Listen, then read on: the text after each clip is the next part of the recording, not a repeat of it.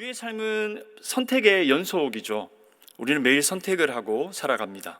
아침에 눈을 뜨면서부터 이 선택은 시작되는 것이죠.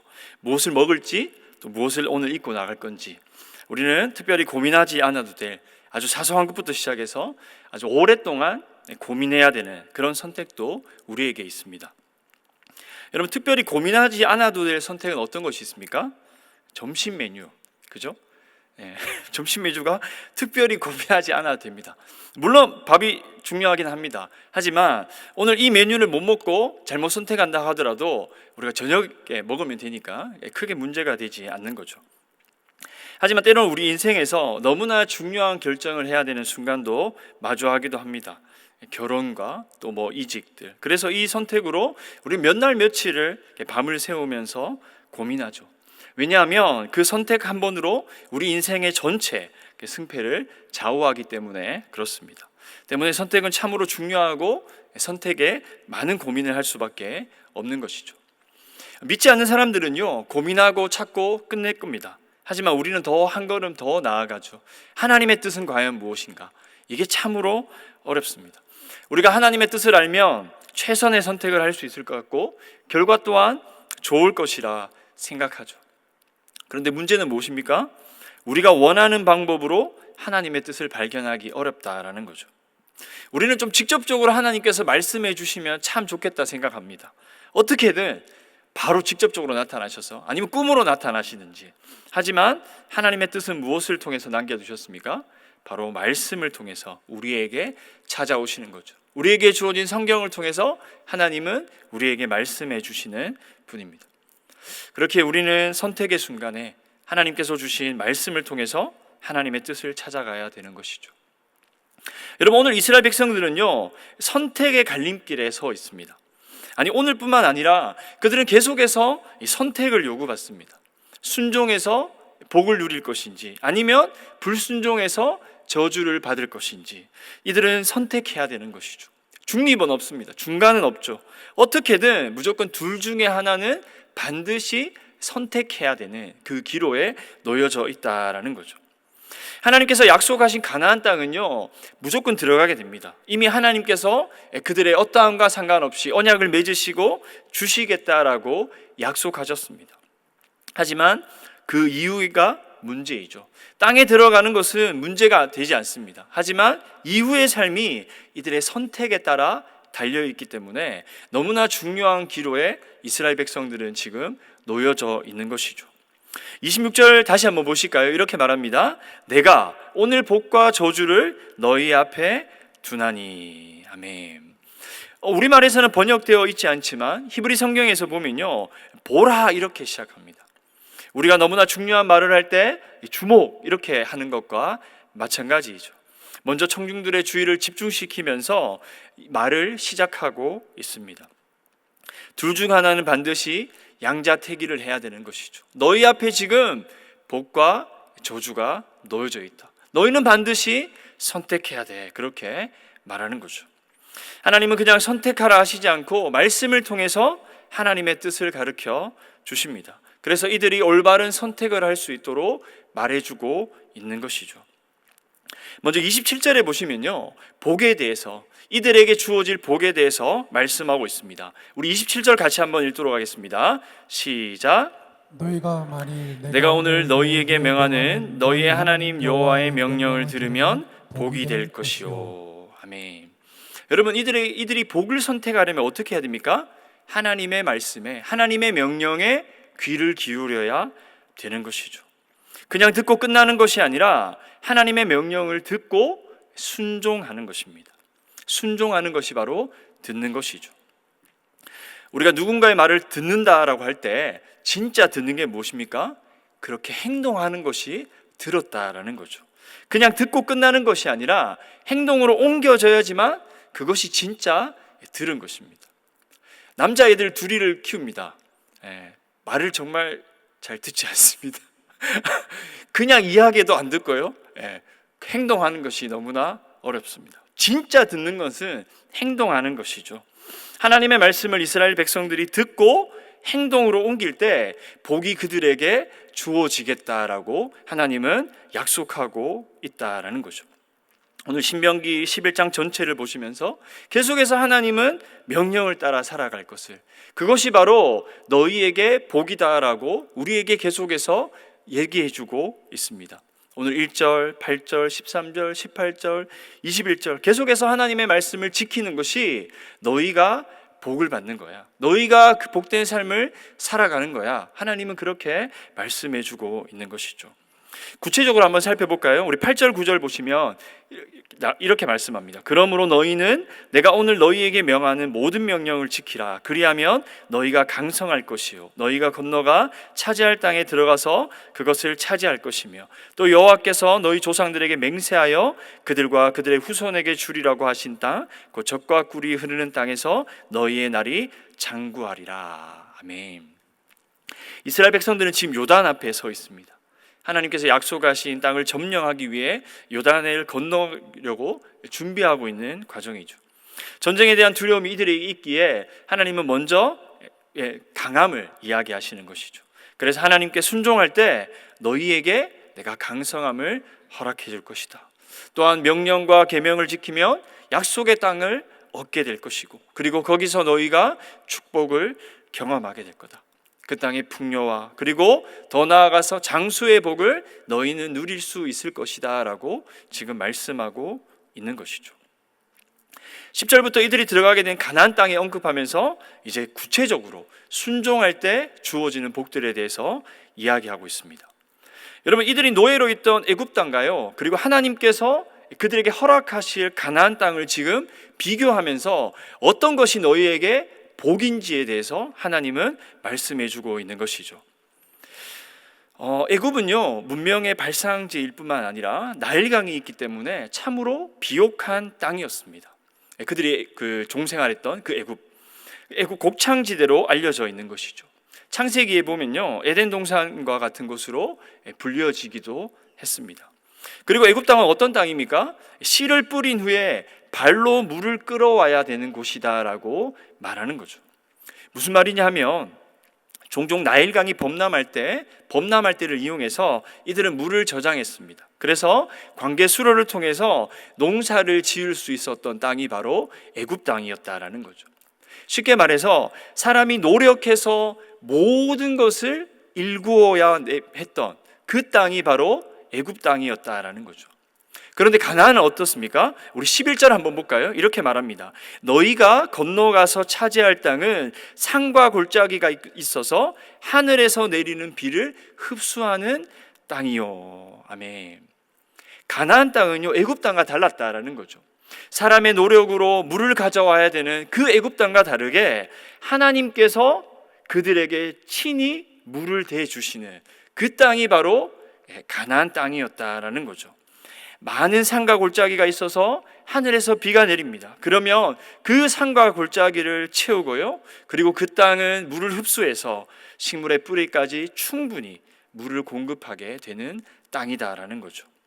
물을 흡수한다는 표현은 하늘에서 물이 내려와서 땅이 그 물을 빨아들여 계속해서 수분을 공급함으로써 식물들이 넉넉하게 자라난다라는 뜻입니다. 가나안 땅은 힘들게 두 발로 물을 퍼올리는 애국과 다르다라는 거죠. 사람의 노력과 사람의 열심으로 이루어지는 것이 아니라 철저하게 하늘에 달려있는 하나님께서 부어주시는 땅이 바로 그들이 나아가야 할 가나안 땅이었다라는 거죠. 애굽 땅은 내 노력과 내 열심으로 살아갔던 땅이었다면 가나안 땅은 하나님 한 분만을 온전히 의지하고 살아갈 수밖에 없는 그 땅이었다라는 것입니다.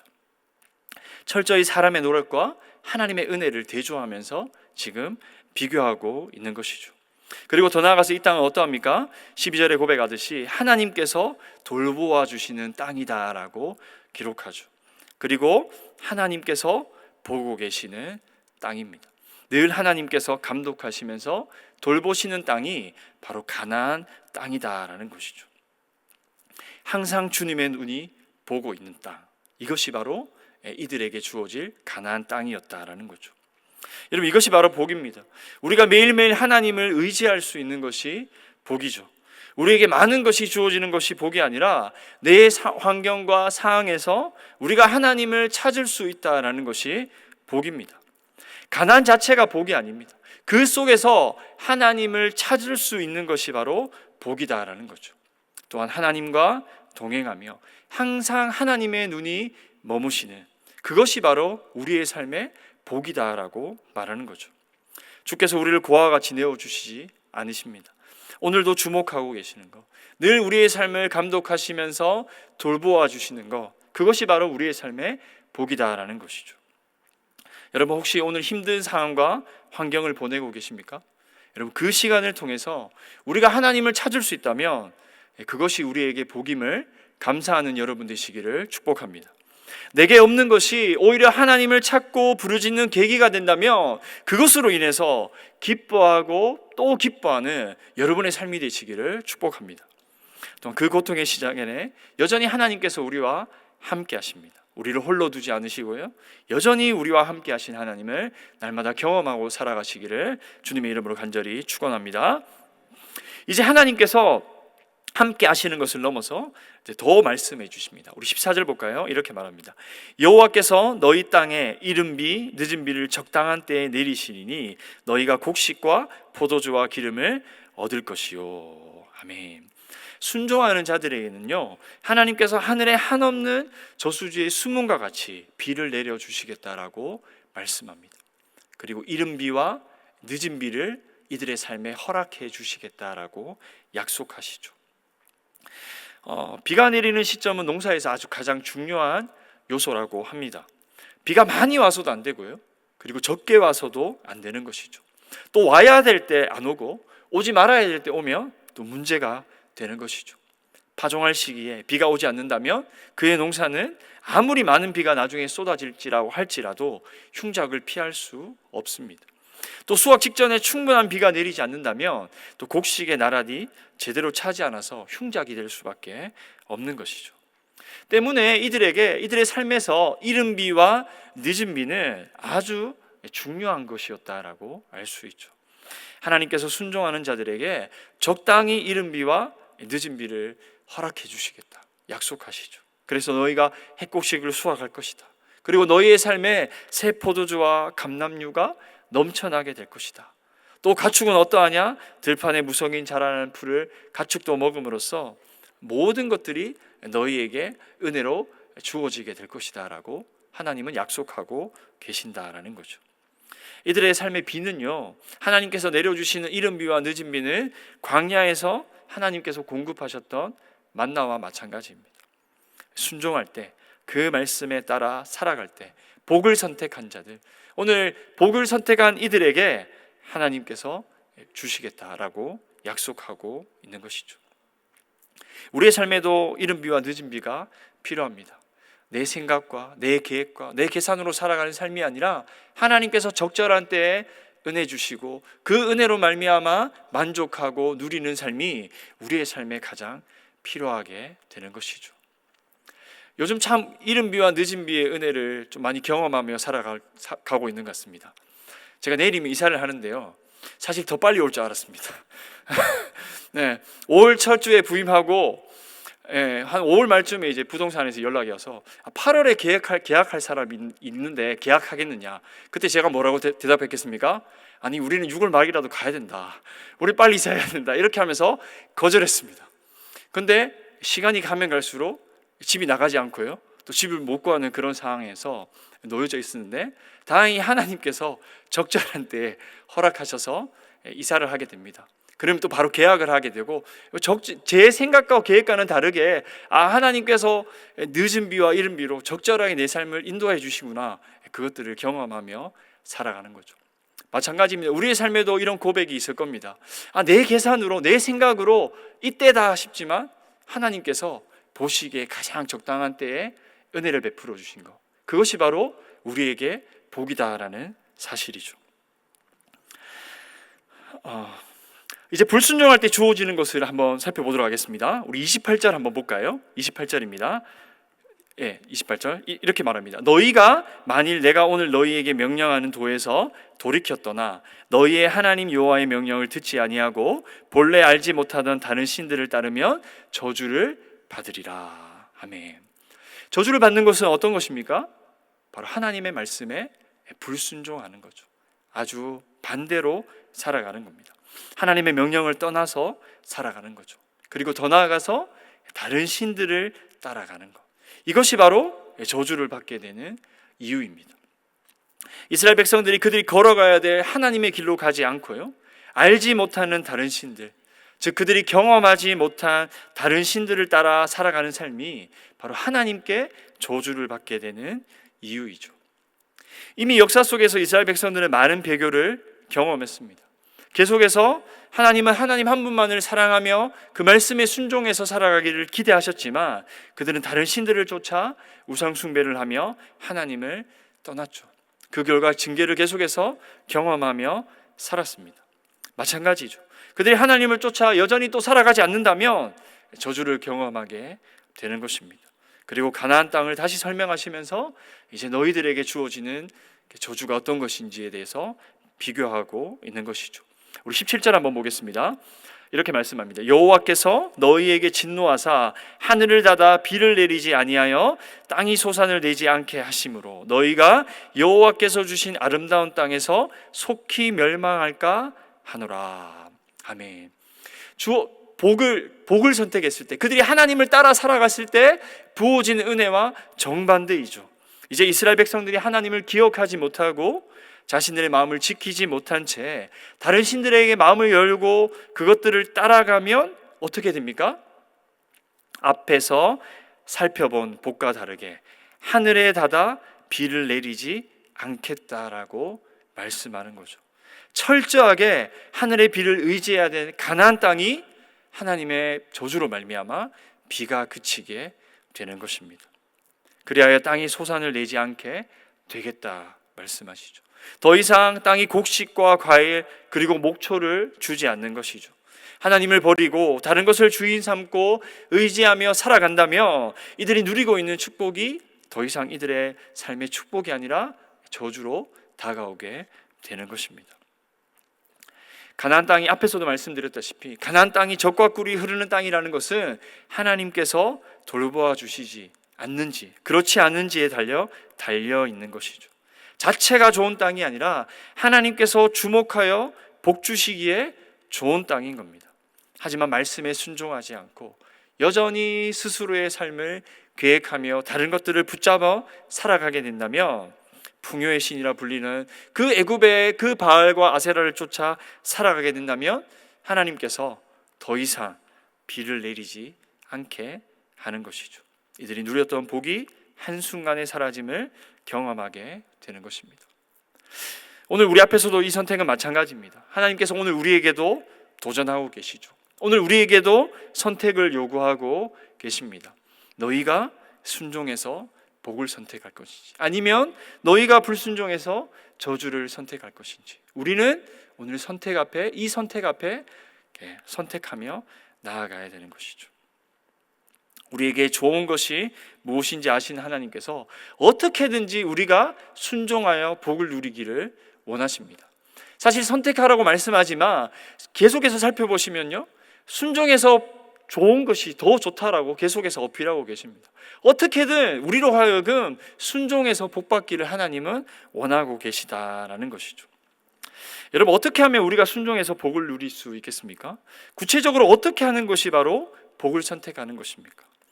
하나님의 명령에 순종해서 바로 그분을 사랑하는 것이죠. 우리 1절 말씀 한번 볼까요? 이렇게 말씀합니다. 그런즉 내 하나님 여호와를 사랑하여 그가 주신 책무와 법도와 규례와 명령을 항상 지키라. 아멘. 하나님을 사랑하는 것이 바로 늘 순종을 선택하며 살아갈 수 있는 것이죠. 여러분, 하나님을 사랑한다는 것은 사실 추상적입니다. 하나님을 사랑한다는 것은 우리의 삶으로 구체적으로 나타나야 되는 것이죠. 사랑은 내가 원하는 대로 하는 것이 아닙니다. 상대방이 원하는 대로 하는 것이 바로 사랑이다라는 것이죠. 구체적인 명령이 나오죠. 어떻게 우리가 하나님을 사랑할 수 있습니까? 신명기를 통해서 계속해서 우리에게 말씀해 주고 있습니다. 책무와 법도와 규례와 명령을 지키라. 계속해서 하나님을 사랑하고요, 그리고 하나님께서 말씀하신 대로 그것을 따라가는 것, 하나님을 사랑하고 이웃을 사랑하며 계속해서 말씀에 순종하며 걸어가는 것이 바로 우리의 삶을 통해서 하나님을 사랑하는 것이죠. 하나님께서 주신 것을 의도적으로 강조하기 위해서 그의라는 표현을 4번이나 사용하면서 반복해 주고 있는 것이죠. 이스라엘 백성들은 그들의 역사를 통해서 충분히 이 교훈을 받았습니다. 이들 스스로 몸으로 체득된 그 교훈을 가지고 하나님의 백성답게 하나님의 명령하신 것을 지키는 것이 하나님을 사랑하는 것이죠. 여러분 기억하십시오. 사랑은 단순히 감정적인 것이 아닙니다. 실천하는 것이죠. 예수님께서도 자신을 사랑하는 자가 나의 계명을 지킨다라고 말씀해 주고 있는 것이죠. 말로 끝나는 것이 아니라 행동하는 것이 바로 사랑합니다. 억지가 아니라 자연스럽게 표현되는 것이죠. 먼저 주께서 우리를 사랑해 주셨습니다. 이스라엘 백성들은 하나님을 사랑하기 전에 하나님께서 먼저 그들을 어떻게 사랑하셨는지에 대해서 기억해야 되는 것이죠. 2절부터 하나님께서 그들을 어떻게 사랑해 주셨는지에 대해서 말씀합니다. 너희가 하나님을 사랑했으면 좋겠다. 그런데 그 전에 내가 어떻게 너희를 사랑했는지 먼저 기억해라. 그리고 나서 그 말씀에 따라 순종하는 삶을 걷지 않겠니? 그렇게 오늘 우리에게 말씀하고 계시는 것입니다. 2절부터 역사를 기록하고 있죠. 모세는 하나님을 사랑하면서 그의 모든 명령을 지키는 것이 복이다라고 이야기하면서 어떻게 행하셨는지에 대해서 이야기하라, 기억해라, 그렇게 말합니다. 출애굽의 역사와 광야에서 있었던 일, 그리고 여기서 독특하게 반역의 역사를 하나 더 기록하고 있습니다. 하나님은 이스라엘 백성들을 구원하기 위해서 직접 역사 속으로 들어오셔서 행동하셨죠. 애굽의 10가지 재앙과 홍해바다를 가르시고 또 광야에서 그들을 먹이고 입히셨습니다. 그리고 독특하게 오늘 6절에 보시면요, 이들의 반역의 역사가 기록되어져 있습니다. 민수기 16장에 나오는 고라의 바로 배역 사건이죠. 둘 모두 이스라엘 백성들을 선동해서 하나님의 권위와 공동체를 무너뜨리려고 했던 그 고라와 다단과 아비람의 그 반역의 사건을 기록하면서 그것 또한 기억하라, 그렇게 말해주고 있습니다. 말씀을 준비하면서 왜 굳이 이것을 기록했을까 생각해 보니까요, 이 사건이 순종하면 복을 받고 불순종하면 저주를 받는 것을 보여주는 사건이기 때문에 그렇습니다. 모세는 이 사건을 통해서 하나님께 기도하기 전에, 하나님 저들을 처단해 주십시오 기도하기 전에 이스라엘 백성들로부터 그렇게 고백합니다. 반역자들부터 너희가 떨어지라, 그렇게 말했다라는 거죠. 선택권을 주었습니다. 그때 이 경고를 들은 고라의 자녀들 일부가요, 심판의 장소를 피한 것 같습니다. 그러니 오늘 신명기의 고라의 이름이 드러나지 않습니다. 이 고라의 반역이 드러나지 않는 것이죠.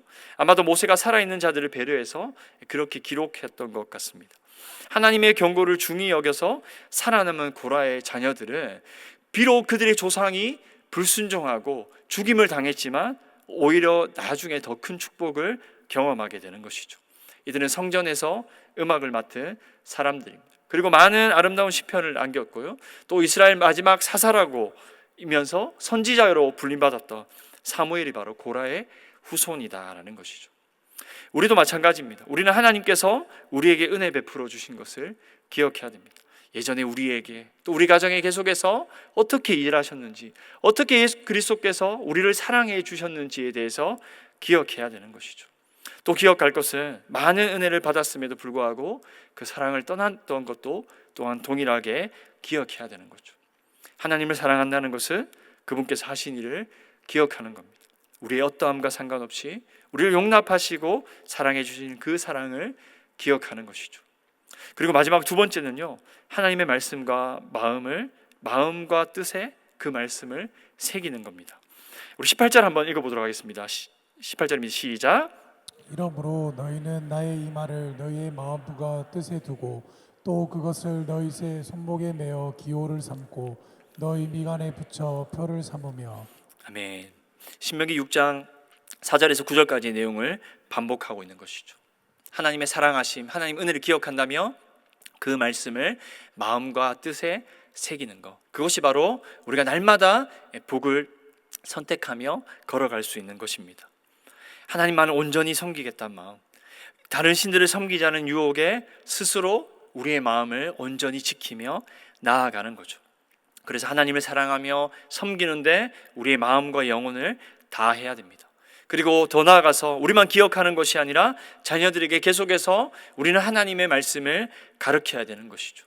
한번 이야기하고 그치는 것이 아니라 반복해서 가르쳐야 됩니다. 집에 앉았을 때, 길을 갈 때, 누웠을 때, 일어날 때 어떻게든지 하나님의 말씀을 그들이 경험할 수 있도록 가르쳐야 되는 것이죠.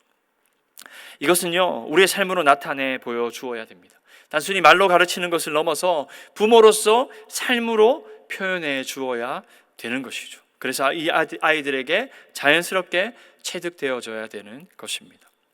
여러분, 신앙을 이어준다는 것은 말로 하는 것을 넘어서는 것이죠. 우리의 삶으로 보여주는 것입니다.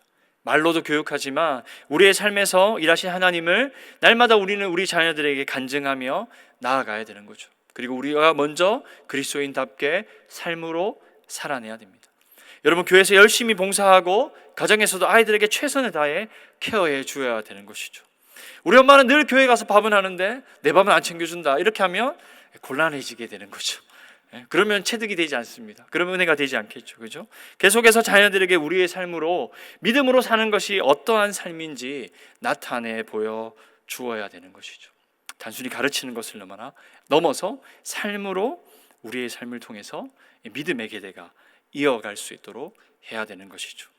계속해서 우리의 삶을 통해서 자녀들에게 이 하나님의 은혜를 가르치십시오. 그래서 믿음의 계대를 이어가는 우리 모든 가정들 되시기를 축복합니다.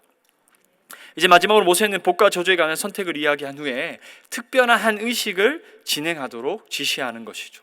바로 순종과 불순종이라는 양자택일 앞에서 이스라엘 백성들이 현명한 선택을 할 수 있도록 이렇게 특별한 의식을 진행합니다. 29절을 우리 마지막으로 같이 한번 읽어보도록 하겠습니다. 시작. 내 하나님 여호와께서 내가 가서 차지할 땅으로 너를 인도하여 들이실 때에 너는 그리심산에서 축복을 선포하고 에발산에서 저주를 선포하라. 아멘. 여러분, 특별한 의식은 무엇입니까? 그리심산에서 축복을 선포하고 에발산에서 저주를 선포하는 것입니다. 여러분, 그리심산과 에발산은요, 세겜을 사이에 두고 서로 남북으로 바라보고 있던 산이었다라고 학자들은 말합니다. 아마 당시 사람들의 사고에서는 동쪽을 기준으로는 오른쪽이 오히려 더 선호되는 방향이고요, 왼쪽인 북쪽은 열등한 방향으로 인식되었습니다. 또한 그리심산은 나무가 우겨진 반면에 에발산은 황폐했다라는 거죠. 이 저주의 축복이 무엇입니까? 이들로 하여금 계속해서 눈으로 바라보라라는 거죠. 순종하면 어떻게 되는지, 불순종하면 어떻게 되는지, 계속해서 이들이 가나안 땅에 들어가서 하나님의 말씀을 기억하며 계속해서 눈으로 바라보라, 그렇게 오늘 말씀해주고 있다라는 거죠.